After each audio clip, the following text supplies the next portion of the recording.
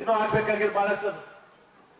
ನಾನು ಅದೇ ನಿನ್ನೆ ಹೇಳ್ತಾ ಇದ್ದೆ, ನಿಮ್ಗೆ ಹೇಳ್ತಾ ಇದ್ದೆ, ಅಲ್ಲಿ ನಮ್ಮ ಇಂಡಿ ತಾಲೂಕಿನ ಸುಮಾರು ಏನು ನಮ್ಮ ಇಂಗ್ಲೇಶ್ವರ ಅದು ನಮ್ಮ ಇಂಚಿಗೆರಿ ಎರಡು ಕೆರೆಗಳು, ಹೊರತಿ, ನಮ್ಮ ಜಿಗ್ಜುಣ್ಗಿ, ಗುಂದವಾನ ಇಲ್ಲೆಲ್ಲ ಉತ್ತರನಾಗ್ತಾ ಶಾಸಕರು. ಅದನ್ನು ಕೂಡ ನಾ 2 ವರ್ಷ ಹಿಂದೆ ಹಾಕಿತ್ತು, ಕಾರಣಾಂತರದಿಂದ ಅದನ್ನು ಮುಂದೂಡ್ತು. ಅದೆಲ್ಲ ಈಗ ಬೇಡ. ಈಗ ಅದನ್ನು ಕೂಡ ಈಗ ಕೆಲಸ ನಡೆದದ.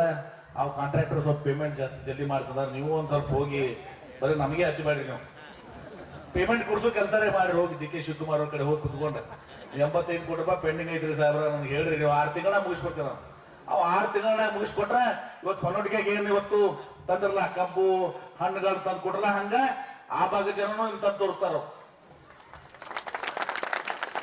ತಂದು ತೋರಿಸ್ತಾರೆ ಇವತ್ತು. ಅದು ಒಂದು ಆಯ್ತಲ್ಲ, ಬಹುಶಃ ಒಂದ್ ಕಾಲ ಇತ್ತು.